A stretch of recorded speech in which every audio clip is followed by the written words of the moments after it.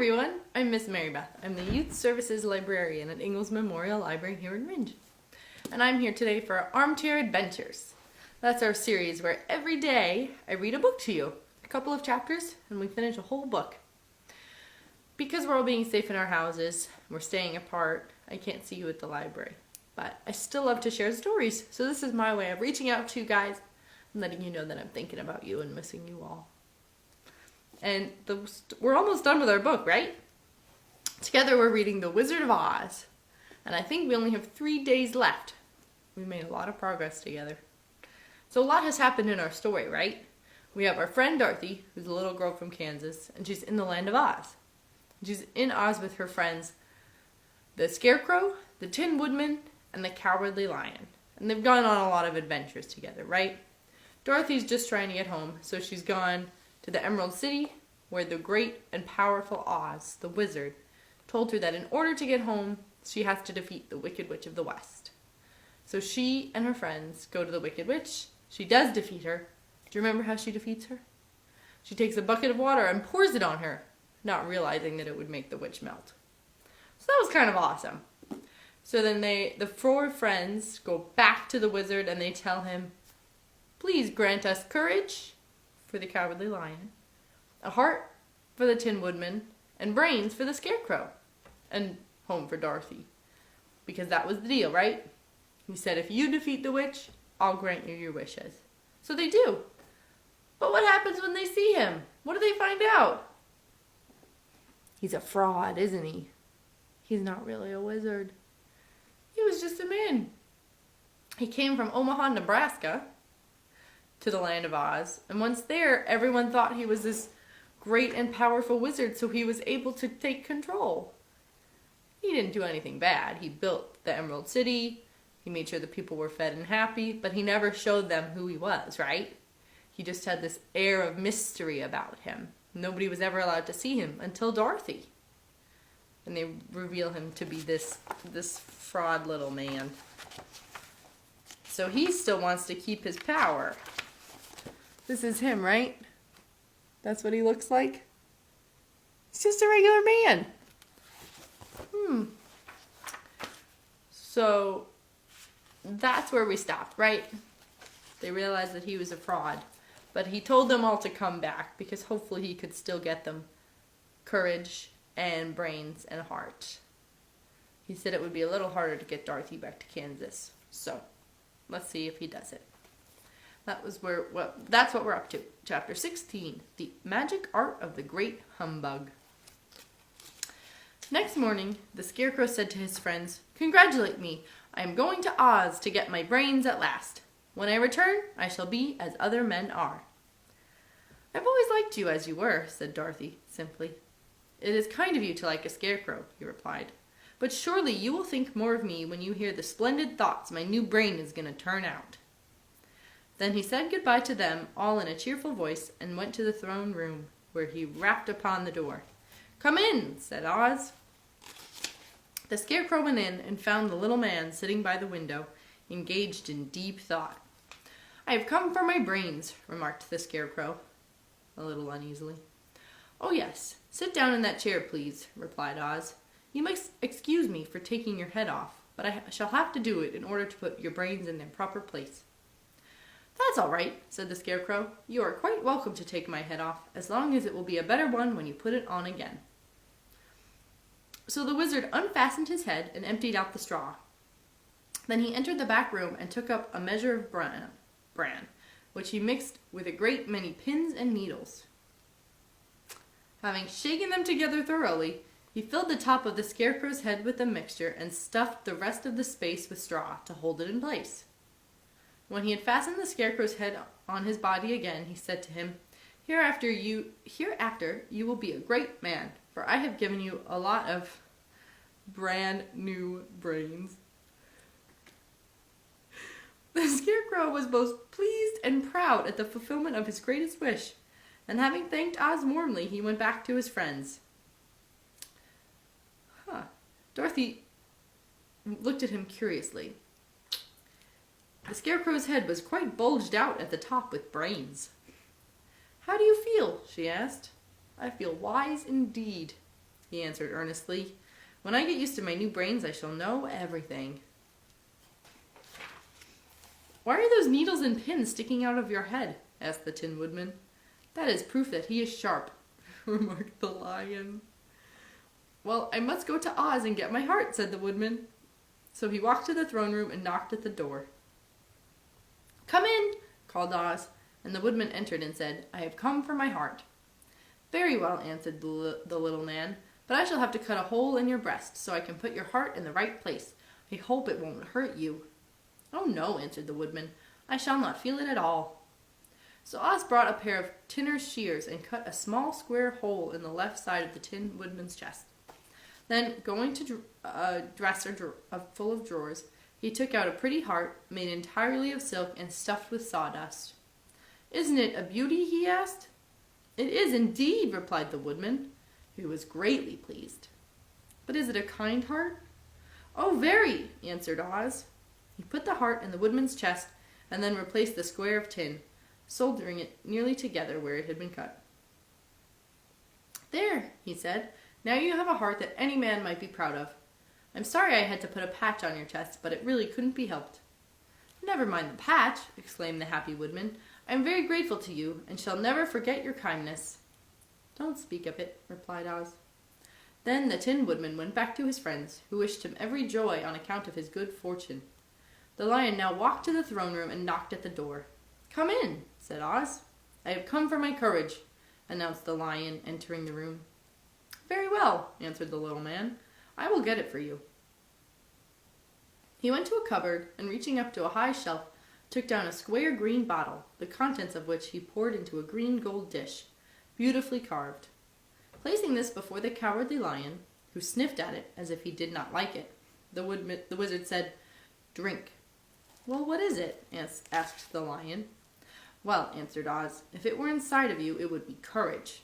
You know, of course, that courage is always inside someone, so that this really cannot be called courage until you have swallowed it. Therefore, I advise you to drink it as soon as possible." The Lion hesitated no longer, but drank until the dish was empty. "How do you feel now?" asked Oz. "Full of courage," replied the Lion, who went joyfully back to his friends to tell them of his good fortune. Oz, left to himself, smiled to think of his success in giving the Scarecrow and the Tin Woodman and the Lion exactly what they thought they wanted. "How can I be a humbug," he said to himself, "when all of these people make me do things that everyone knows can't be done? It was easy to make the Scarecrow and the Lion and the Woodman happy because they imagined I could do anything. But it will take more imagination to carry Dorothy back to Kansas, and I'm sure I don't know how it can be done." And that is the end of chapter 16. What do you think? Did he actually give the Scarecrow brains? He just stuffed his head with bran and needles and pins to make him sharp. But the whole time, the Scarecrow was pretty smart, right? He got them out of a lot of different scary situations. I think the Scarecrow was already smart. And what about the Tin Woodman? He was always nice, wasn't he? He always had a good heart. So it was nice that the wizard made him think he got a new heart, but I think he already had one. And do you think the Lion was brave to start? He was always very fierce and fought for his friends, even when the situation was scary too. I think it's nice that the wizard let him think he was getting courage, but I think he had it all along. What do you think? Think about that as we keep reading. Let's see how he gets Dorothy home. And this is chapter 17, How the Balloon Was Launched. For 3 days, Dorothy heard nothing from Oz. These were sad days for the little girl, although her friends were quite happy and contented. The Scarecrow told them there were wonderful thoughts in his head, but he would not say what they were because he knew no one could understand them but himself. When the Tin Woodman walked about, he felt his heart rattling around in his chest, and he told Dorothy that he had discovered it to be a kinder and more tender heart than the one he had owned when he was made of flesh. The Lion declared he was afraid of nothing on earth, and would gladly face an army of men or a dozen of the fierce Kalidas. Thus, each of the little party was satisfied, except Dorothy, who longed more than ever to get back to Kansas. On the 4th day, to her great joy, Oz sent for her, and when she entered the throne room, he said pleasantly, "Sit down, my dear. I think I have found the way to get you out of this country." "And back to Kansas?" she asked, eagerly. "Well, I'm not sure about Kansas," said Oz, "for I haven't the faintest notion which way it lies. But the first thing to do is cross the desert, and then it should be easy to find your way home." "How can I cross the desert?" she inquired. "Well, I'll tell you what I think," said the little man. "You see, when I came to this country, it was in a balloon. You also came through the air, being carried by a cyclone. So I believe the best way to get across the desert will be through the air. Now, it is quite beyond my powers to make a cyclone, but I've been thinking the matter over, and I believe I can make a balloon." "How?" asked Dorothy. "A balloon," said Oz, "is made of silk, which is coated with glue to keep the gas in it. I have plenty of silk in the palace, so it will be no trouble to make the balloon. But in all this country there is no gas to fill the balloon with, to make it float." "If it won't float," remarked Dorothy, "it will be of no use to us." "True," answered Oz. "But there is another way to make it float, which is to fill it with hot air. Hot air isn't as good as gas, for if the air should get cold, the balloon would come down in the desert, and we should be lost." "We?" exclaimed Dorothy. "Are you coming with me?" she asked. "Yes, of course," replied Oz. "I am tired of being such a humbug. If I should go out of this palace, my people would soon discover I am not a wizard, and then they would be vexed with me for having deceived them. So I have to stay shut up in these rooms all day, and it gets tiresome. I'd much rather go back to Kansas with you and be in a circus again." "I shall be glad to have your company," said Dorothy. "Thank you," he answered. "Now, if you will help me sew the silk together, we will begin to work on our balloon." So Dorothy took a needle and thread, and as fast as Oz cut the strips of silk into proper shape, the girls sewed them neatly together. First, there was a strip of light green silk, then a strip of dark green, and then a strip of emerald green. For Oz had a fancy to make the balloon in different shades of the color about them. It took 3 days to sew all the strips together, but when it was finished, they had a big bag of green silk more than 20 feet long. Then Oz painted it on the inside with a coat of thin glue to make it airtight, after which he announced that the balloon was ready. "But we must have a basket to ride in," he said. So he sent the soldier with the green whiskers for a big clothes basket, which he fastened with many ropes to the bottom of the balloon. When it was all ready, Oz sent word to his people that he was going to make a visit to a great brother wizard who lived in the clouds. The news spread rapidly throughout the city, and everyone came to see the wonderful sight. Do you think that's a good cover? Is that a good excuse to leave? Pretty smart. Oz ordered the balloon carried out in front of the palace, and the people gazed upon it with much curiosity. The Tin Woodman had chopped a big pile of wood.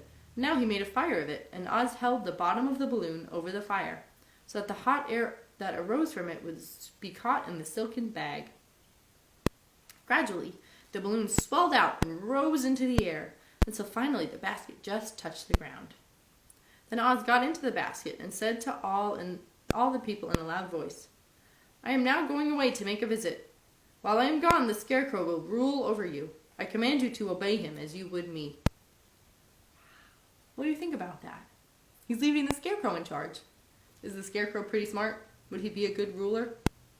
I think so.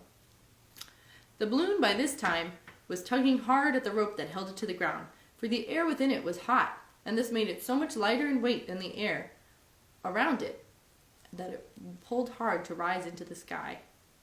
That's what happens when air is hotter, it rises. That's how the balloon works. "Come, Dorothy," cried the wizard. "Hurry up, or the balloon will fly away." "I can't find Toto anywhere," replied Dorothy, who did not wish to leave her little dog behind. Toto had run into the crowd to bark at a kitten, and Dorothy at last found him. She picked him up and ran toward the balloon. She was within a few steps of it, and Oz was holding out his hands to help her into the basket when, crack, went the ropes, and the balloon rose into the air without her. "Oh no! Come back!" she screamed. "I want to go too!" "I can't come back, my dear," called Oz from the basket. "Goodbye!" "Goodbye!" shouted everyone, and all eyes were turned upwards to where the balloon with Wizard was riding high in the sky, rising every moment farther and faster into the clouds. And that was the last any of them ever saw of Oz, the wonderful wizard, though he may have reached Omaha safely, and be there now for all we know. But the people remembered him lovingly, and said to one another, Oz was always our friend. When he was here, he built for us this beautiful Emerald City.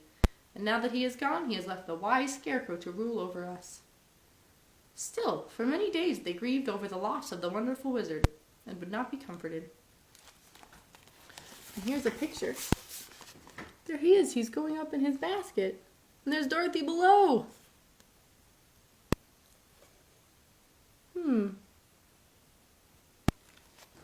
And that is the end of the chapter. And that's where we'll stop for today. Can you believe it? The wizard got away, but Dorothy didn't. How is she ever going to get home now?